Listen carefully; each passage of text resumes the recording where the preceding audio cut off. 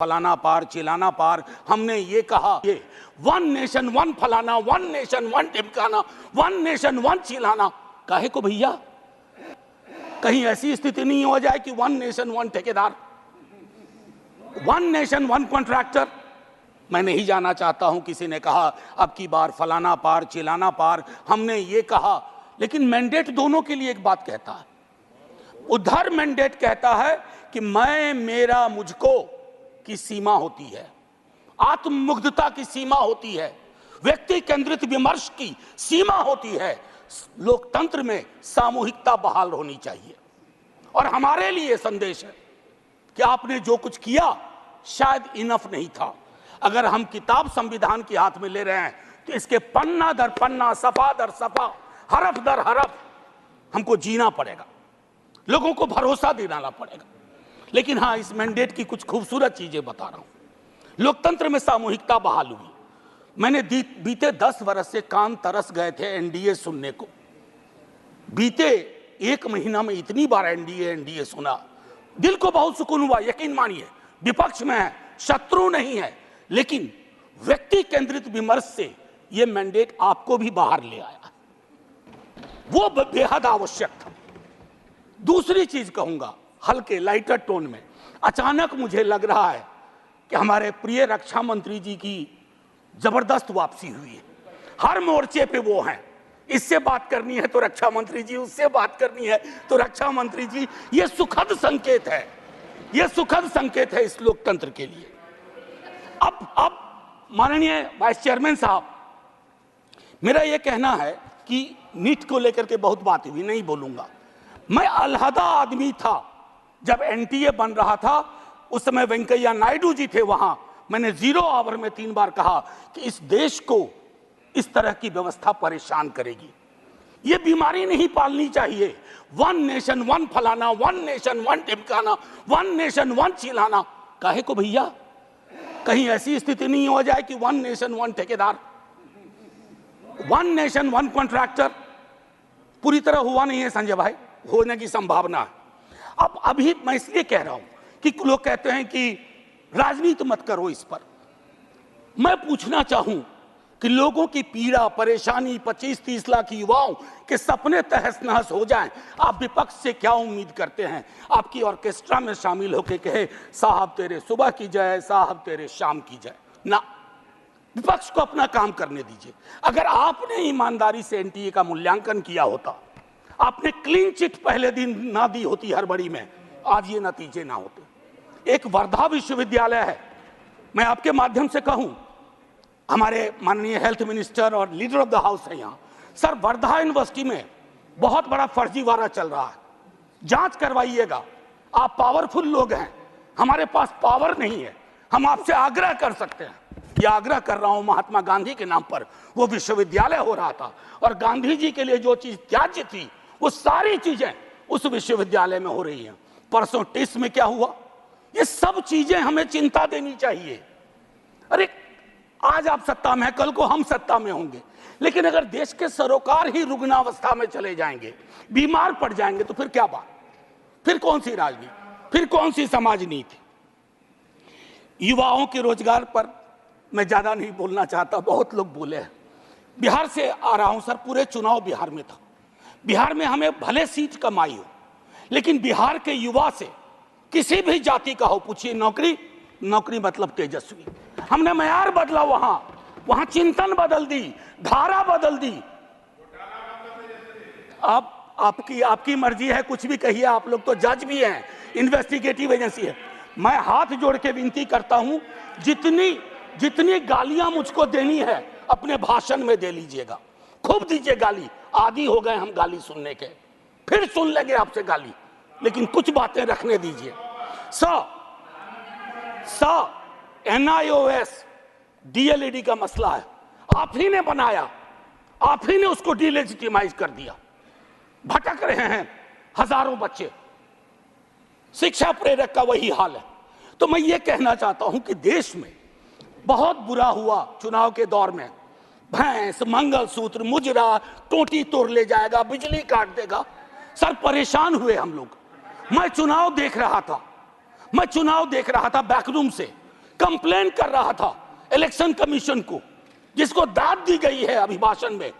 Sir complain first phase में किया, परसों मेल आता है, परसों, डे फॉर यस्टरडे, अपना नाम, पता, असेंबली नंबर, मोबाइल नंबर भेजिए। अब किस बात का भैया, अब किस बात का? ये व्यवस्थाएं हैं। इलेक्शन कमीशन की क्रेडिबिलिटी पे एक सर्वे हुआ, 28% लोगों का सिर्फ भरोसा है। इससे ज्यादा भरोसा तो पंचायत वेब सीरीज में फुलेरा के ग्राम प्रधान का है। लोगों को यह सोचना चाहिए। मैं sir mathematical length of tenure के आधार पर नेहरू बनाने की कोशिश हो रही है। Sir mathematical length of tenure से नेहरू नहीं बनता। नेहरू बनता है जो गर्म हवा को पी सके, दूसरे के जख्म को देख करके उस पर मलहम लगाए, जख्म कुरेदे नहीं, जख्म पे नमक ना छिड़के, वो होता है नेहरू। तो सिर्फ मैथमेटिकल इससे। अब सर आपको एक छोटी चीज बताऊं, जातिगत जनगणना की मांग की थी, हमारे जदयू के साथी लोग भी थे, अभी हैं मंत्री जी प्रणाम, हमारे जदयू के साथी लोग भी थे। नीतीश जी, तेजस्वी जी ने मिलकर सर्वेक्षण कराया। सर मैडम कोर्ट में आया, कोर्ट में कौन खड़े हुए यहां, नाम लूं, सॉलिसिटर जनरल ने रोकने की कोशिश की। किसके इशारे पे हो रहा है? एक तरफ आप कहते हैं वंचितों का कोई नुकसान नहीं होने देंगे, और दूसरी तरफ आप इस प्रकार की कोशिशें करते हैं। आज बिहार की सबसे बड़ी मांग है कि सर्वेक्षण के बाद जो आरक्षण का आधार बढ़ाया गया उसको 9वीं अनुसूची में डालिए। अभी पटना उच्च न्यायालय का एक निर्णय आया, हम इंतजार करते रहे हैं सरकार से, बिहार की सरकार से कि वो चैलेंज करे इसको, नहीं तो राष्ट्रीय जनता दल पिटीशन लेके जाएगा सुप्रीम कोर्ट। सर आप बोल दीजिएगा, अभी तक गई नहीं है, मुझे भी जानकारी है सर, बहुत फॉलो करता हूं क्लोजली, बहुत क्लोजली फॉलो करता हूं। सर अभी महामहिम ने मेजॉरिटी की बात की, मैं उस पर शुरू में बोल चुका हूं। लेजिस्लेटिव मेजॉरिटी को हमेशा मॉरल मेजॉरिटी के सापेक्ष रखना होगा, मॉरल मेजॉरिटी के सापेक्ष। अगर आप मॉरल मेजॉरिटी से नहीं चलाते हैं तो लेजिस्लेटिव मेजॉरिटी जिस दिन साइकिल पे तीर सवार हुआ ना, ये उड़ जाएगा।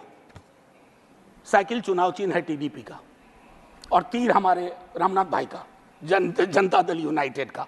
एनीवे सो भाजपा का देखिए, कभी कभी मैंडेट कितना खूबसूरत काम करता है। हम बचपने से बीजेपी को मैं फॉलो कर रहा हूं, सारी पार्टीज को करता हूं, बीजेपी को भी कर रहा हूं।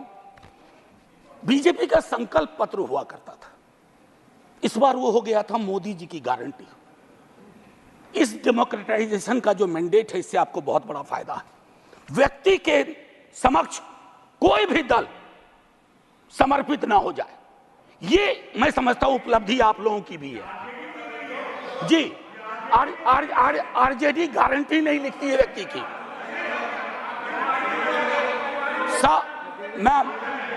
Ma'am protect me, I need your protection.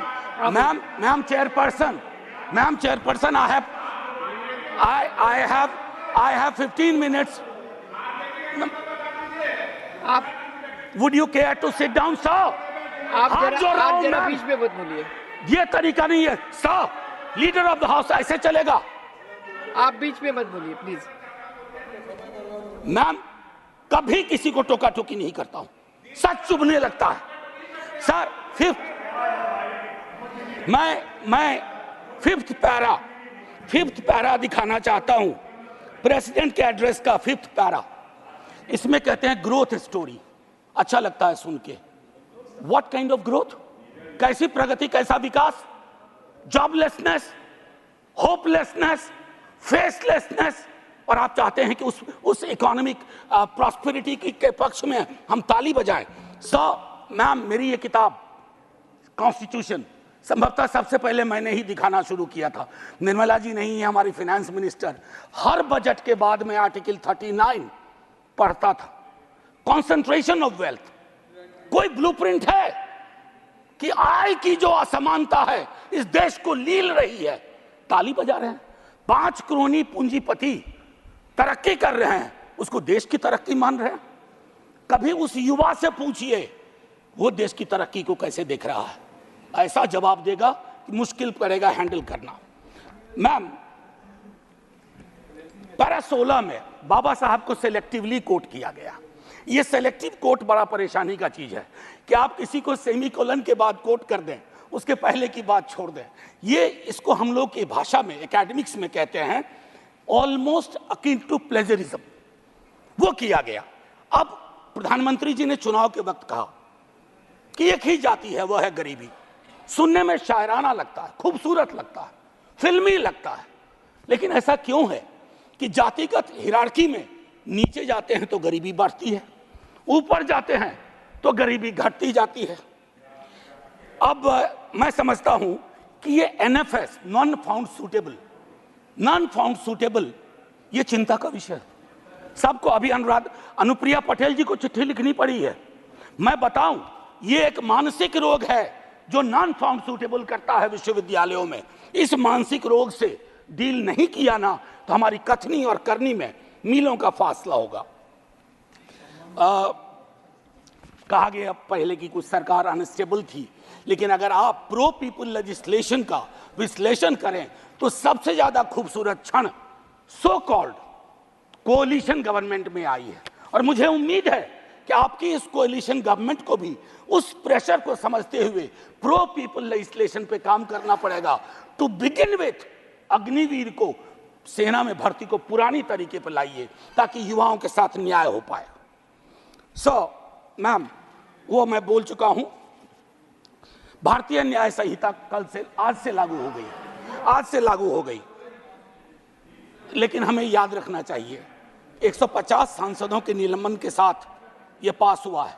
इसमें कोई चर्चा नहीं हुई। ये एक कदम है पुलिस स्टेट की ओर, एक ऑर्वेलियन स्टेट की ओर। इससे मैं आगाह करता हूं, क्योंकि हमेशा आप वहां नहीं होंगे। जब यहां होंगे तो यही दंड प्रावधान लागू होंगे। मैं और सुनिए, para 26 disruptive forces are conspiring to weaken democracy. महामहिम से कहलवाया गया। ये स्टैन स्वामी कौन थे? कैसे इस दुनिया से गुजर गए?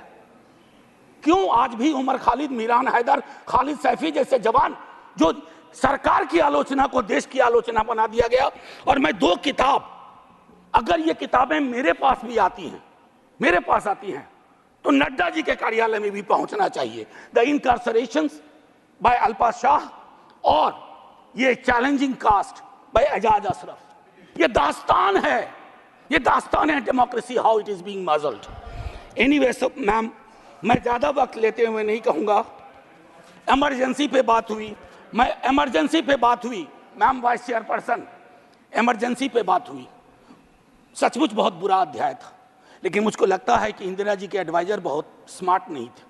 आज की तरह के होते ना तो कहते 352 की जरूरत भी नहीं है, ऐसे ही बना देंगे। ये हालात, ये फर्क है। और आखिरी में कहूंगा कि ये जो चुनावी विमर्श है, इसकी वजह से जहर बहुत है समाज में। लिंचिंग चल रही है, लिंचिंग। मैं कितने विजुअल्स बताऊं। आज से 3 दशक पूर्व मुझे स्मरण है, राही मासूम रजा ने एक छोटी कविता लिखी थी। मैं यही कह के खत्म करूंगा। उन्होंने एक कविता लिखी थी, वो आधा गांव के लेखक थे। कई लोग उनको महाभारत के लेखक के रूप में जानते हैं। उन्होंने एक, और उनके लिए गंगोली और गंगा उनकी माँ थी। ये था एक भारतीय मुसलमान का चित्रण। उन्होंने लिखा था, मेरा नाम मुसलमानों जैसा है, मुझको कत्ल करो और मेरे घर में आग लगा दो, मेरे उस कमरे को लूटो जिसमें बयानें जाग रही हैं मेरी, और जिसमें मैं तुलसी की रामायण से सरगोशी करके कालिदास के मेघदूत से कहता हूं मेरा भी एक संदेश। अब आइए दूसरा, ये 3.5 दशक पूर्व लिखी गई अभी, और यही मैं खत्म करूंगा। ये पूरे देश का चित्रण है, ये हम सब के लिए आईना है। वरना मारे जाओगे, रघुवीर सहाय को याद करते हुए एक युवा कवि अदनान नाम के लिखा है। मत भूलो कि तुम मुसलमान हो, बस 30 सेकेंड और लूंगा। मत भूलो कि तुम मुसलमान हो, बस लोगों को छलावा देते रहो कि तुम मुसलमान नहीं हो, वरना मारे जाओगे। राह चलते ख्याल रखो कि कहीं तुम्हारी कमीज से मुसलमान होने की बू तो नहीं आ रही। ख्याल रखो किसी से बहस करते हुए, कुछ बोलते हुए, कुछ करते हुए, यहाँ तक कि हंसते और रोते हुए भी कि कहीं तुम मुसलमान तो नहीं लग रहे हो, वरना मारे जाओगे। ये बात हमेशा याद रखो कि तुम एक मुसलमान हो और तुम मरोगे नहीं, एक दिन मारे जाओगे। विवेकहीनता, तर्कहीनता के समाज को ध्वस्त करिए। आइए हिंदुस्तान बनाएं, वो हिंदुस्तान जहां कोई फर्क ना हो, गले लग सकें। ये नहीं कि चुनावी मंच से कुछ, जमीन पे कुछ। जय हिंद मैम, जय हिंद। Thank you. श्री के आर सुरेश रेड्डी।